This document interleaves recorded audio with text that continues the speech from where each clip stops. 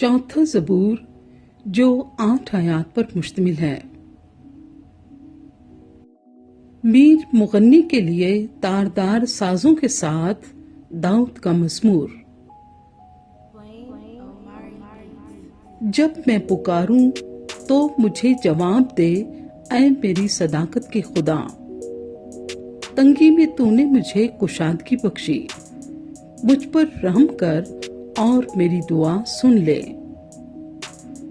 ऐ बनी आदम, कब तक मेरी इज्जत के बदले रुसवाई होगी?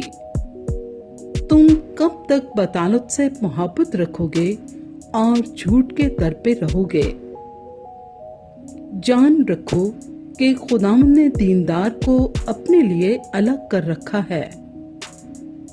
जब मैं खुदावंद को पुकारूंगा तो वो सुन लेगा।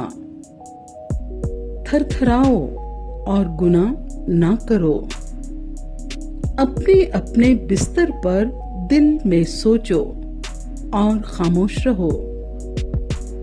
सदाकत की कुर्बानियां गुजरानो और खुदावंद पर तवक्कुल करो। बहुत से कहते हैं, कौन हमको कुछ भलाई दिखाएगा? आए खुदावंद, तू अपने चेहरे का नूर हम पर जलवागर फरमा। तूने मेरे दिल को उससे ज्यादा खुशी बख्शी है जो उनको गल्ले और मैं की फरावानी से होती थी।